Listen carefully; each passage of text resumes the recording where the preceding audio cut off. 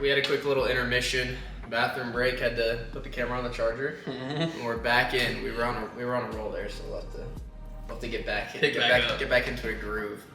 But I'm definitely feeling pretty dialed from the Gorilla Energy drink. So that's what I was gonna say before we paused. Is that my focus on this is actually crazier than I've had with any other pre or anything. I haven't taken this before I've done anything like this. But I've taken it before workouts, like before training. Yeah. And I didn't notice it that much. And I didn't really even notice the caffeine that much because I take other like pre-workouts and stuff. I take like the Gorilla Energy supplement and then like the regular mode. And then also I try to Respawn, which is like the gaming formula. You can use it for like workouts too. It's just more focused product. It's like this. It's just like a little bit more heavily dosed ingredients, but it's the same, basically the same ingredient profile. But yeah, no. So I bet that would be nice for like doing just like work. Yeah, because I'm always just at home like sitting on my laptop doing work. Yeah. Might be something to look into. Yeah, we can try. I mean, we can try that one next time we do something like this. Oh yeah. But yeah. Yeah. So how'd you get your start with Gorilla? So, man, I was like wanting to be involved with them for years, bro. So I was always like interacting with their stuff. I was following all the athletes. Brandon, Sush, James English. Yeah. Those are like the main two guys. Lex Little was with them for a while, but those are like some fitness guys that I was following way back in the day, bro. Like, well, not way back in the day, but you know what I mean? Like 2018, 2017, I'm like 14 years old, 14, 15. I'm starting to get into lifting. I'm like super into bodybuilding, like gains, all that stuff, like complete gym bro. Like I didn't even. That's young too. Yeah, that's way earlier than I got into. It's young, but I wish I started earlier. But especially I wish I started earlier with taking the track more seriously, because I did too much bodybuilding. I have too much like hypertrophic like fibers to where I need to switch them to like, well, I might have forgot this. Don't quote me on this, but I think it's like type 1 glycolytic, which is like fast twitch glycolytic fibers, which is what you want for like explosive sports. And I have more type 1 aerobic, which is like fast twitch muscle fibers, but more like the endurance kind of fibers, which is not as good from just so many reps, bro. Like so much, trying to build muscle. I feel like it kind of held you back a little bit. Yeah, I have too much like upper body. Like obviously I'm not like huge. Like I'm not saying I'm like big or anything, but don't get it twisted. But I just did a little bit too much upper body lifting for what I would like to for track, because I have more unnecessary weight and stuff like that, which does slow you down a little bit. Sense. And I get really tight upper body. Like I used to get super tight in my traps, and my like shoulders and biceps would be so sore after a race, like pumped, like so pumped, because I was literally just like using all arms. Yeah. But I want to get more loose upper body, so. That's crazy. I wonder how big you could be if you weren't doing track, because think about how many calories, like your just training style is completely different. I try to stay in like a slight deficit, because I eat a lot, but I also am like, during season I'm training 4 or 5 days a week, so I'm burning a decent amount. Yeah. But I eat around like 3,000 calories a day, sometimes more, sometimes less. But yeah, because I've been gaining weight every single year without even doing bodybuilding training anymore. Like I don't even train for hypertrophy or mass. Good genetics. That's crazy. A couple people have compared me to like James English, his genetics, because he's kind of like a shorter, stockier guy, and I do have like similar like. Just like kind of similar, like delts, kind of similar chest. Obviously, like way smaller, like 40 pounds less of muscle. But he's like 5'9" as well. I'm like around 5'9", 5'10". So I think if I were to stick with bodybuilding, I could definitely like make some noise. But I'm considering doing a show after I'm done with track. Oh really? So in 4 to 5 years, I would definitely do like a full bulk, like 6 months a year, because I think everybody who's into lifting or really into like the gym, I think it's either good to try like a powerlifting meet or a bodybuilding show at some point in your life. Yeah. Like at some point, because maybe you fall in love with it. I'm gonna do one powerlifting meet and one bodybuilding. Yeah, it'd be a cool experience for sure. Like a natural meet or what? Yeah, I don't think I need PEDs. Like eventually, I probably will get on TRT, like long term, because like I want to feel like I'm 20 years old when I'm 30 and 40. Yeah. Like, there's no point. I feel like getting on TRT when I'm older is like a good idea. I think. Yeah, I don't think it's that big of a for deal. everybody. Because I'm not. But anytime that I'm in the NCAA, like I won't be doing any PEDs, obviously. Yeah. Right. Because it's like it's drug tested. How often do you get tested? It's random, so you really only get tested if you're the best of the best. So I've never been tested personally, but I could get tested at any time. So you have to be on for at least whatever the WADA, which is World Anti-Doping Agency. You have to be ready for a urine test of that at any point. And there's like the list of all the supplements you can take. All the Gorilla supplements are all like WADA approved ingredients, other than Gorilla Mode Energy. So there's a couple stimulants. Oh, really? There's a couple stimulants in there, like other than caffeine, that are off on the WADA banned list. Like it's like a derivative of the ingredient, so it's not the actual one. Yeah. But Derek, when I was talking to him on the phone, which is also like that's insane. When I was talking to him, he actually told me that was like the one supplement that I should avoid taking during competition season because I might come up positive on a urine test if I'm taking that. So just for anybody who is possibly competing in the NCAA or being drug tested, like just make sure to cross-reference your ingredients that you're taking in your supplements with what is allowable in your federation. Because if you like literally just sit down for like 30 minutes, 1 hour and say, here's all the ingredients I'm intaking and here's everything. You need to go look that up. You can do Command F on like the WADA website and just find it and type it in, see what it is, and then you're good. Which is what I've done. So everything that I take now is not gonna get me into, like not gonna show up positive on anything. Yeah. But yeah, if I were to do a bodybuilding show, I don't think I would go on anything. Like you said, like imagine if I was not doing any like endurance training, if I just trained straight from mass and ate way more, my genetics are good enough to where I think I'd be able to like get a pretty good physique. For sure. But yeah, I'm definitely blessed with genetics, bro. Like lifting, yeah, you like are. in lifting, Yeah. You got big arms though. You got bigger arms than me, bro. So you got good arm genetics. My arm genetics are okay. My triceps are really good, but my bicep insertions are like so high up to my shoulder, like I could put like 3 fingers between. Yeah. But no, I love lifting. I'll always love lifting. So I got on like a huge tangent. What you asked was how did I get started with Gorilla?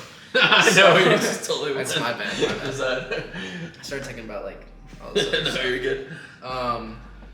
But yeah, I've been supporting them for years, literally been using their supplements since like they first started in like 2018, 2019.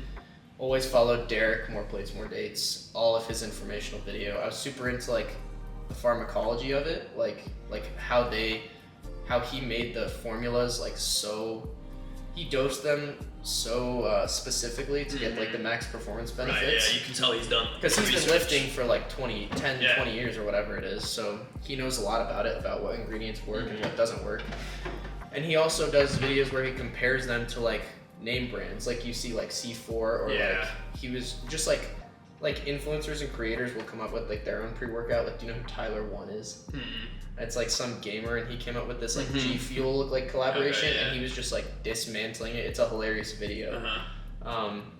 But he like dismantles it and says like, this is why the ingredients are shitty, like this is why this is literally horrible for you. And it was his product? No, it was the other guy's product. Oh, okay. Yeah, and he was like, this is why it's so bad for you. And then when he does his videos, he explains like, this is why we use this dose, and he goes into all the research studies. Right, yeah. So I really appreciated like how intentional they were with like the products they make. And like even something as simple as this, like they're making an innovative energy drink that's comparable to nothing right now on the market. Like absolutely. Everything else is mostly just designed to like get the consumers like eyes to pop, like with like what Ghost. I mean, like Ghost is a good company, don't get me wrong, like they are a good brand, but their energy drinks branding have, like, is where they're really their branding is like eye popping. It's like that's so colorful, like cherry limeade with like a green and red can. It serves its purpose, you know. I think every different company serves its purpose. Yeah, and they get great collaborations too, like the Swedish Fish, Sour Patch, like that stuff. Those are really good tasting. Yeah. Just their ingredients aren't as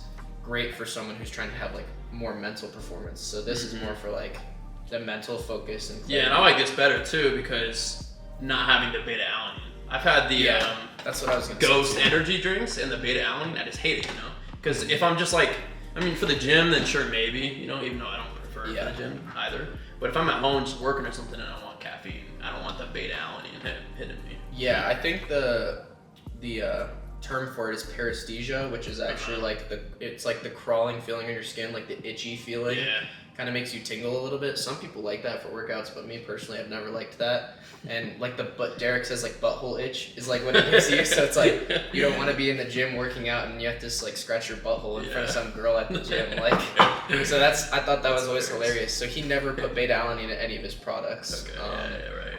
So I liked that, and then obviously I've been supporting them for years, using their stuff. It's always worked great. I like the direction the company's heading, all the athletes that are involved with it. Yeah. And I basically reached out to him, like, I don't know, like, I was like, it was a fever dream, honestly. Like, I was like, I'll never be able to, like, collaborate with them just because I'm not even doing, like, the bodybuilding thing anymore. Right, I'm doing track, which is completely different than, like, their gym bro-esque type of athlete. Yep. So I just didn't really like fit the mold in terms of that. But I was always supporting. So then I hit him up to work for like as a short form content creator, just to help them make like engaging reels with like the captions, just like to help be a part of the team, not as an athlete, but like behind the scenes of like graphic design, social media marketing, stuff like that. Because I've like been getting really into that recently. And so I hit him up for that, just like a simple DM. I'm like, he probably won't see this. Like someone else might even be running his social media because like a lot of those big people, they don't have time to be on that all the time. And he happened to be on Instagram at that moment, and he responded within 5 minutes. Was it the Gorilla Mind account or was it Derek's account? No, it was Derek. So I went straight to Derek's account because I know who runs the Gorilla Mind account, and it's like Athlete Manager who does like social media for them. So, but I wanted to talk to Derek, like the root of the company, because I think I would have provided value in that sense. Yeah, right. So I basically just sent him a quick message, probably like, I don't know, a good paragraph, just explaining like what I feel I could offer, and I was gonna offer to do like work for free for like the first month and like do some posts for free to see if they actually liked the work. Yeah, that's a good way to do it. Because that is how you have to start. You need to offer value. Like they need to know that they're getting something worth their money. It's an exchange value. So offered to do it for free, and then I see like 4 new messages, Derek, blue check mark, and I get the craziest dopamine rush. I'm sitting in there with my roommate, I scream, I'm like, there's no way. Like he responds to me, I'm sitting there in the middle of the day, like random, like Tuesday or Wednesday afternoon. Yeah. So I'm freaking out. I'm like, whoa. I open it. I listen to the voice messages. Oh, you sent voice messages? Yeah, and that's better because you can hear his voice. Cool. So, which I do that now too, because if I'm saying a long thing, I just send voice messages. But I was like, why would he respond to me? Like, how did my DM even show up on his account? And that's why I'm thankful that I did the bodybuilding thing, because I grew to over 5,000 followers. So my thing is going to show up higher. Yeah. And I have people following me that are like sponsored by Gorilla, like Jacob Shelby, he went to Ohio State, like Ryan Dangler, people like that. I don't know if you've ever heard of him, but so those people like interact with my stuff. So I think I got pushed higher up on the on his message requests. So we happen to open it, responds with the voice messages, and he's basically saying like, funny enough, we're actually trying to expand to other athletes right now. So that's a new thing we're going to be doing this year, is expanding more to like sports and like other forms of athletics and fitness other than just the gym bro, because we want to expand our target market to even more like entrepreneur people, because this has an even more applicable use to someone who's like a digital nomad or whatever you want to call it, working online, than it does for someone who's lifting, because there's other products better for lifting, but this is really good for like your mental clarity. And that's what it was designed for, to be like different than the other energy drinks on the market. So they want to branch out into a new audience, and they have like between like 80 and 90 to 100 athletes, which you could say is a lot, but they're all bigger than me, so in the grand scheme of things, it's not a lot. So I mean, they have almost 300,000 followers, and they follow 100 people. So when I see them follow me, I'm like, what the heck is happening? That's huge, dude. I would have been freaking out. This is crazy. I'm like, this is crazy. It all happened so quickly, and we talked back and forth for a couple days. And he was like, dude, I'm interested in a potential sponsorship. I'm interested in a potential collaboration with you. Yeah. And I was like, dude, no way. And he was like, we'll draft up a contract proposal for you, see what you think of it. And yeah, he got back within like a week and a half, and I was like, I hope he doesn't ghost me. Yeah. But I'm like, he's busy, so I'm not really tripping about it. Gets back within like a week and a half, and puts me in contact with the athlete manager, and then a couple emails back and forth, Zoom calls and stuff like that. And we got it set up. Like, we got my code and my dashboard all set up. This is over the span of like 3 to 4 weeks. So end of March is when I contacted him. He got back to me that day. Like, I could pull it up. It's like March 28th or something, 27th or 28th. I like remember the moment so vividly. It's crazy because that's a turning point in my life. No, that's absolutely. A big point. Yeah, that's huge. So crazy day, and like my roommate knew how much it meant to me. He just knows because he's used their stuff too before, and like the only person that really knows like how big of a deal it is like myself. Because like I called my parents, told them I was like, this is crazy.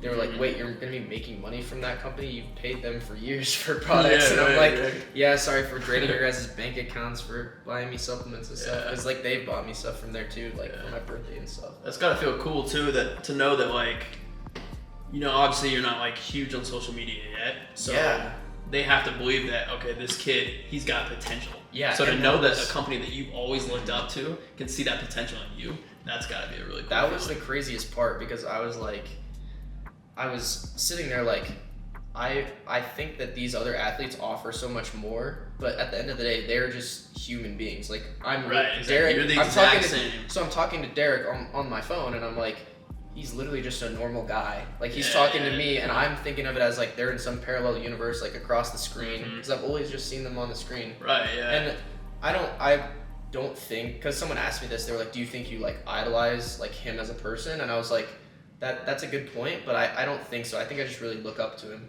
like because he's been impactful. Like I've learned so much from him, like even in the field of like health and wellness, like supplements.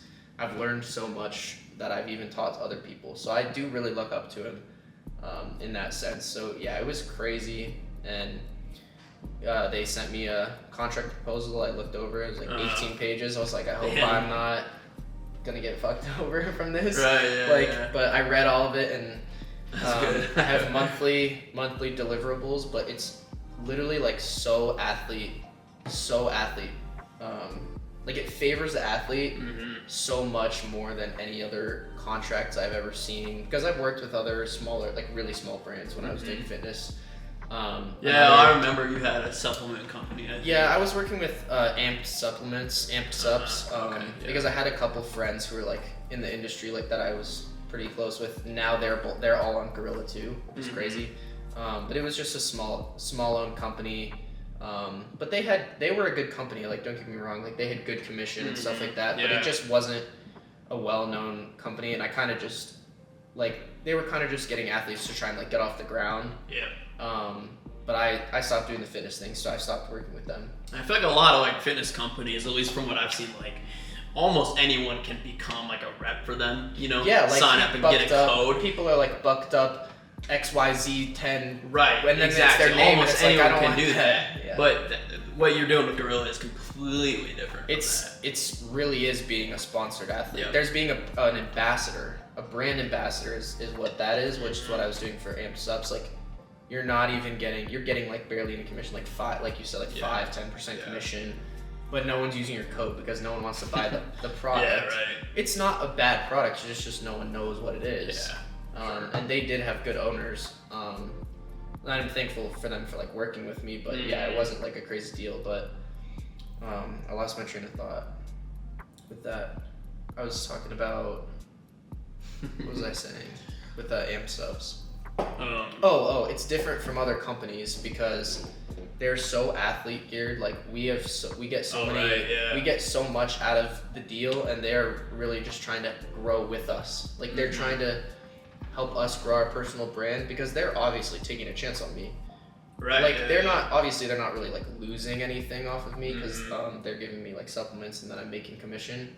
We're both benefiting. It's a symbiotic relationship. So it's like we're really like I'm really thankful that they took a chance on me. It's a huge opportunity for someone like me. Like I'm the smallest athlete they've ever sponsored. Mm-hmm.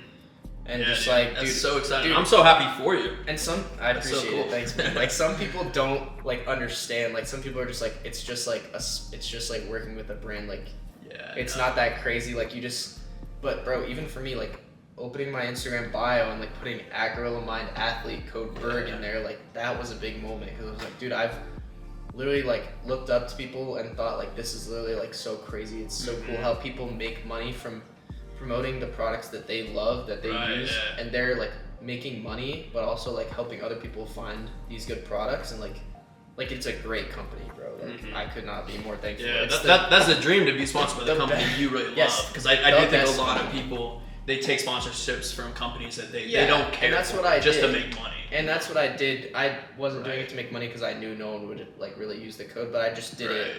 I just did it to get like the free product and like to just be like, oh, I'm a sponsored like fitness influencer. Yeah. But now it feels like I'm really like a part of the brand. Yeah. Because I'm in, like I talk to them, like I talk to the guys who are the other athletes. Like it's really like a family. Like it is. Yeah, that's awesome.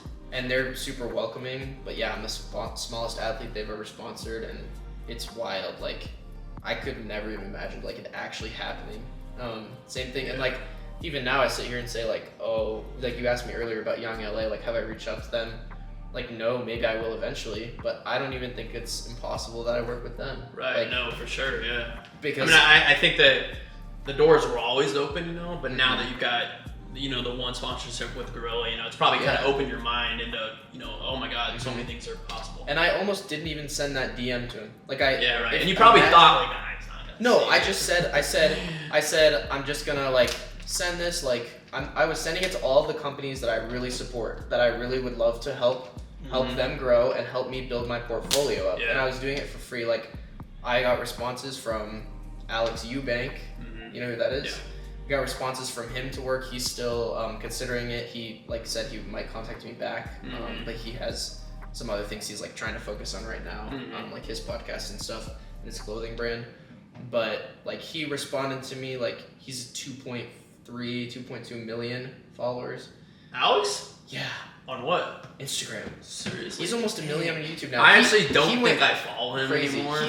He just got big from the Explore page because of like the Greek god physique. Yeah. But he has a great message. He has loyal followers. He has a great like motivational Christian message, helping young men. He's a great guy. Like he is a genuine guy. And for him to respond to me was also like really cool. Like I do look up to him. I think he's a super genuine guy. Yeah, but that's awesome. So I got responses from a lot of other big brands like that to work with them. I didn't contact Young LA, but maybe one day. Yeah, but the crazy thing was I contacted all these people, all these like influencers, you could say, to try and work with them just to get my name out there. And one of the only people that really did respond was the craziest one I sent. Like the biggest risk. Right. That's crazy. And it's not a crazy risk to send a DM, but it's like it's a huge like I've worked up to this point, and for me to have that opportunity is just crazy. Like you have to take every opportunity you can get. And so when he responded, I was like, now I need to take this opportunity and make the most of it. Yeah, absolutely. So I'm gonna do my best to organically promote the brand. Like I'm not shoving code Berg down people's throats. Yeah, right. But I use the products every day, so it's so easy for me to organically promote it because at the end of the day, if people want to try the supplements and they try them, they're gonna be returning as customers. I don't need to focus on trying to make people buy using my code. If they try the products, they'll like the products and they'll come back anyway. So I don't need to focus on that. I just need to focus on making great content and like building up an organic.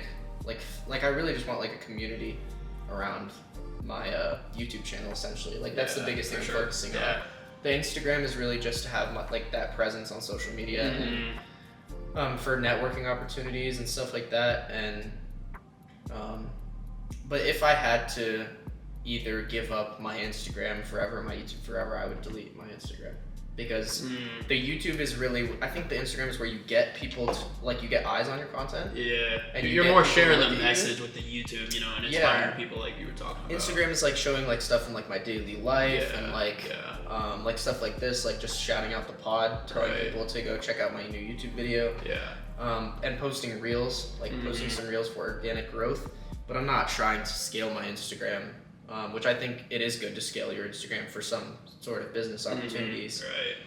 If you're targeting like a younger audience, but easy to monetize too. Yeah, but there's short form on YouTube now, so like YouTube Shorts. I post every Instagram reel I post as a YouTube short, and it gets like the same, if not more, growth. But YouTube is where I can really express like who I am and my personality. That's pretty cool. And like really like kind of stuff like this, like that's why I might start like another channel, like just a lifestyle channel. I might do like Win with Will, or like the Will to Win, something like that. Like some like pun on my name. You already been putting thought into it. Like that's cool. One of the ones I had was like where there's a will, there's a way, but that's like kind of corny and that's too long. You got a good name for it though. I don't know. Which one do you like? Which one do you like? What were the options? The Will to Win. Win with Will. That one's just like alliteration, but the other one's like the will to win. I feel like it's like I have that will to win, and it's my. No, I really like that one. And I mean, some YouTube channels are long. I mean, what is Derek's? More plates, more dates. I guess it's not that. That's super catchy though. That's super catchy. That's great. But yours is too. You know, you got a good name for doing those. Dude, I literally just thought about that like for like 5 seconds, and that came into my head. That's funny. Not just now, but like the other day, I was thinking about it like. And I can always change it. Like the good thing about being small and no one knowing you. Good thing about being small when no one knows you is you can play around with that. You can do trial and error. You can have bad videos. You just need to get content out there. Yeah. You need to get content out there to start reaching people. Like neither of us really have an audience for this podcast right now. Oh, no. But we got a pretty dialed audience of 2 right here.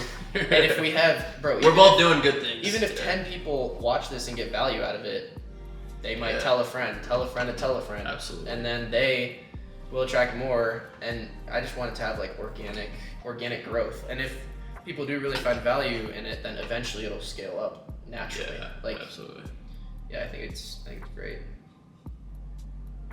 Well, you were mentioning to me before about real estate. You're asking about that, something I'm getting into. Okay. So I'll ask you, is that something you're interested in? Well, I don't have capital right now. Well, right. So like in the future, is that something you want to do? For sure. Like what kind of real estate are you thinking? Like investments? So one thing, I'm not super into it. Like I don't consume a lot of real estate content. I just know that is an asset, and I would rather have my money in assets that are going to appreciate, because obviously real estate is always appreciating. Yeah.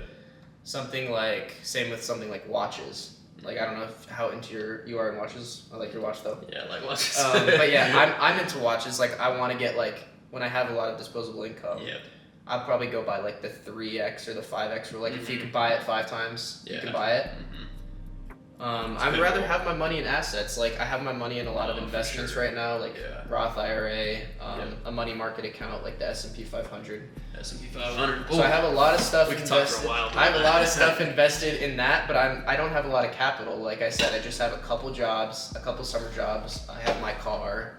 I want to get a nice car eventually. But right now, it's really just like building up my knowledge and skills, because I don't think I'll need to worry about money. I just am hungry to like learn how to make money. I'm not worried about making money. It's just what avenue do I take? You know what I mean? Right. But the real estate, I do want to have something in real estate. Like I might do something where I like live in a duplex and rent out the other side. Exactly, dude. That's what I wanted to talk about, is house hacking. That's what I've done a lot of research in, and I plan for that to be my first deal. It's so profitable. Like, why wouldn't you? Crazy. And both people can benefit from it. You don't even have to charge that much, because it's all profit anyway. Dude, it's crazy. It's all profit. A year ago, actually, I was in Nashville looking at homes to buy around the $400,000 range. But they were not nice homes around there at that time, because Nashville has exploded.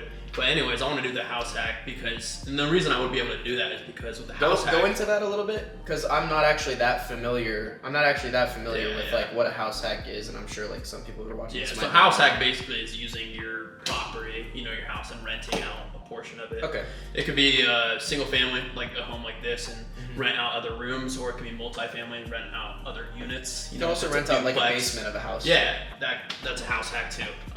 Or if you have a garage you've turned into a room, you can rent that out. That'd be awesome. That's house hacking. Anything like that.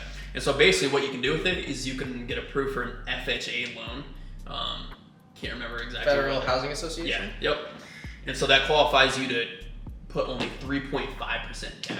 So the conventional original loan is 20% down.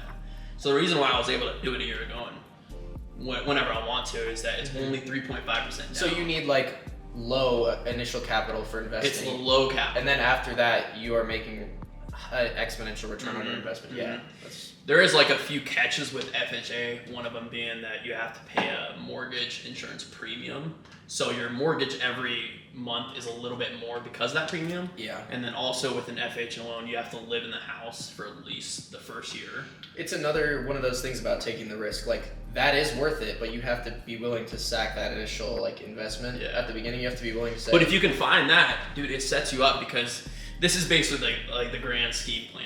Yeah. You get the 3.5% down, you put it in, you're living in one room, you rent out the others in your college town or wherever you are, you rent them out. They're paying your mortgage. So off the bat, you're eliminating your biggest monthly expense, which is housing. And then you're essentially living for free off of other people paying. You're living for free. And then not only is that great, but over the term of the loan, they're paying your mortgage, so you're building equity the whole entire time. So say it's a 30-year loan. You're building physical asset equity as well through the house. After that 30 years or whatever, you have just 400,000, 5 or 3, 2, whatever, just sitting there. That's yours. So it's huge. And then the thing is with the 1 year is after 1 year with the FHA, you can move out and you can do it another. Yep. And then you can use the profits from that and the rent from that to buy a new place. Yep. You can stay in the new place and you can fully rent out that one, and you can continue to build up your real estate portfolio. Exactly. It's more like it's more like I don't want to say unprofessional, but it's not like corporate real estate. Right. Like you're not a real estate agent. Yeah. You're just if you're old, proprietor. If you're older individual and you have a lot of capital, it's not the best way to go. But if you're young, say you're 19, 20 or whatever, say I start now and I get one every year. By the time I'm 25, I already have 5 properties. Yeah. Which is insane. I mean, that already sets you up. Yeah, and sets your future up. Because think about that. And at some point, you'll have more money to go into different realms. Like you won't even, if you want to go out of real estate, you can keep those however many properties you have, 3, 4, 5, maybe even just 1 or 2, and you living in another one, and then you can take that money and invest into you can go down other roads because you have that money now that you can work with, because it's all about making your money work for you. Yeah, absolutely. It's just passive. Yes. I mean, you can hire property managers and everything. That's what I'm trying to figure out how to do, generate that passive income stream so that I can go to so that I can go to Spain, so that I can go to South Africa, travel, and have that passive income from working from my computer. Exactly, yeah. That money working for me. So I do want my money in assets, because having your money in a savings account just seems like there's no point. Yeah, no, for sure. Even if it's actually depreciating. Yes, over time. Yes, because the dollar is like, we don't know what happened with the dollar, but as inflation goes up, your savings account gets less valuable. Yeah, absolutely. As time goes on. So if you have it in assets that are always appreciating, even if the economy overall is depreciating, it's at least staying the same in value, and it'll always come back up if it's an appreciating asset, such as a watch, real estate, exactly, things like that. Yeah, but I think that's crazy. So I mean, for a young person who doesn't want to go to college, but they want to build wealth, you research into this, and think about it. Like if it's a $500,000 home, you get the 3.5% down, and you get 5. By the time you're 25, you have 5 homes at $500,000.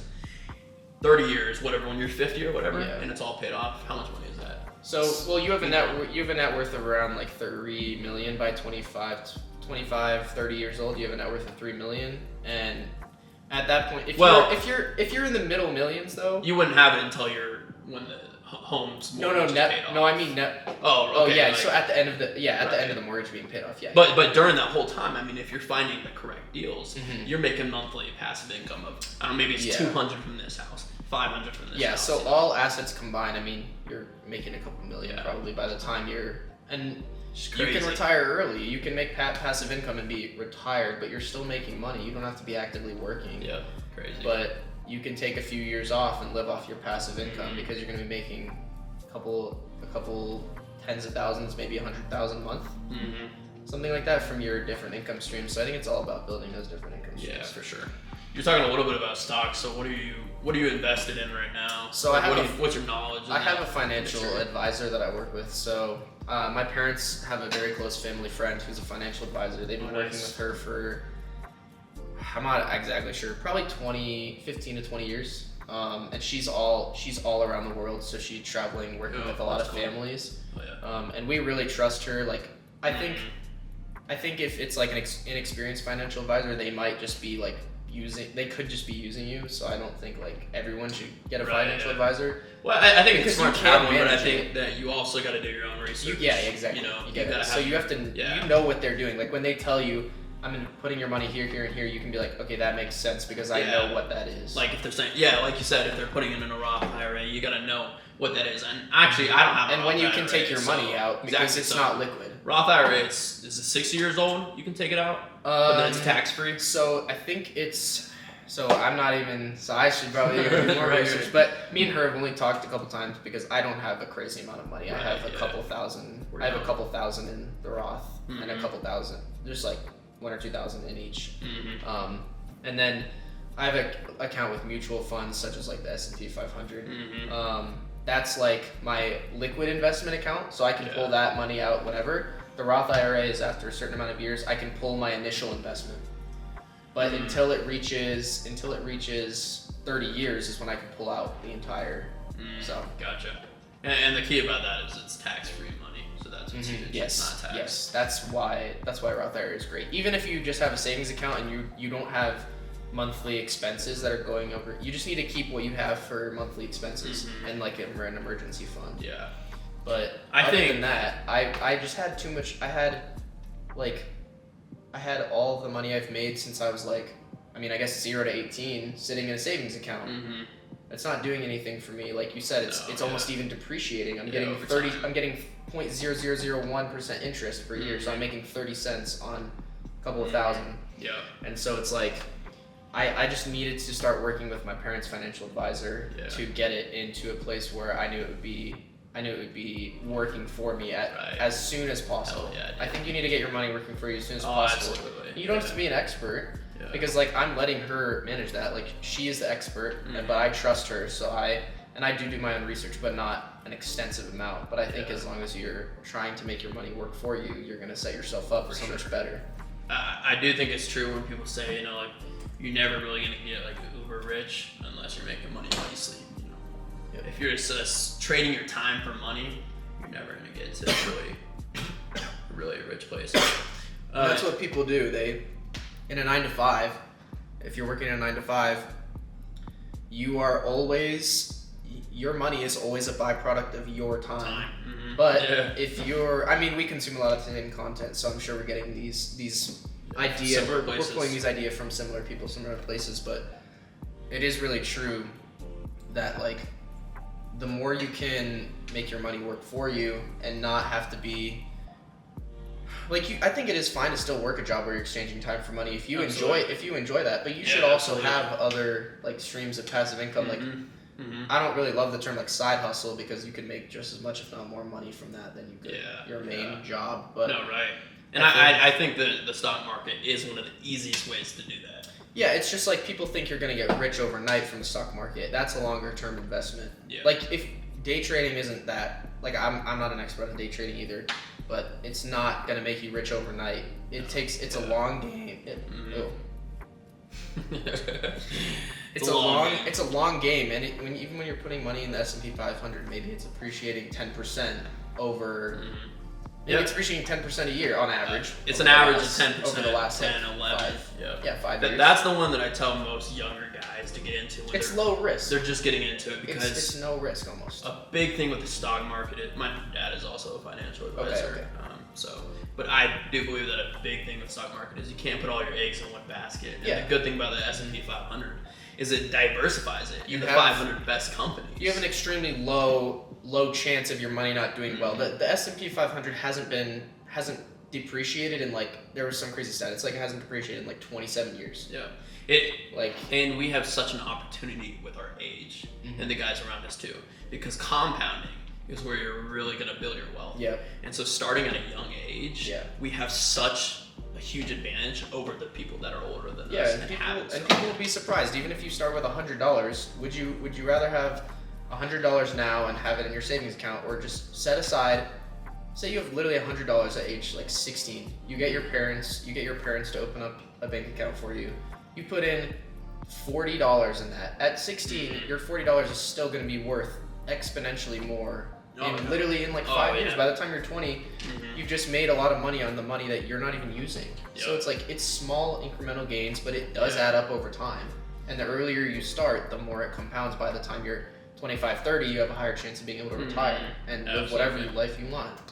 Another stream that I kind of want to get into, which I have a little bit of, is dividend stocks.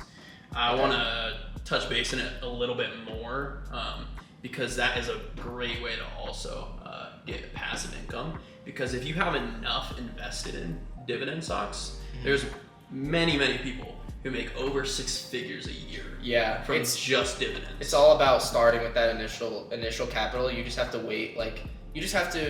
So the thing with it is you're having these income streams, say real estate. You take 50% of your real estate money, it's your play money or whatever. You're willing to lose it. You don't need it. That's the key. You got to be willing to lose it. Yes. You put it in. It's your disposable income. You can do whatever you want with it. You could go buy candy with it. You could, if you're younger, say whatever you want to go buy. You could go buy a phone with it, a computer, whatever. Yeah. It needs to be that money that you're willing to lose. You're willing to exchange and not make a huge return. You put that in something like dividends, and then that money starts to work for you. And over time, you are literally just making money on the money you don't even need. But now that becomes a income stream for you eventually. That's how people start making hundreds of thousands. Is not because they're putting all their money into it and doing it as a full-time job. They started very early, and they just use the money they make. You just leave the money in there. You make the interest. You put it back in. You take maybe a tiny cut of it for whatever else you need, and you just keep feeding into it. And people want to get rich overnight. You need to start earlier. And obviously, I'm not an expert. I'm not rich, but I'm starting to learn now because I literally see it. And what people aren't lying. You see these people living this lifestyle. You think they're not doing anything, they're just traveling over. Someone like Mike Thurston, he's worked hard as a younger person to gain that knowledge, and now he has so much disposable income from his work that he did as a younger kid. Now his money works for him, and he can do what he wants. He can go travel whenever he wants. He can take a trip for content. He can do podcasts. That's life. Exactly what I want to do. That's what I want to do. I want to live not in one have country to worry for a about little bit. Move to another country, every 6 months. Just have different streams of revenues.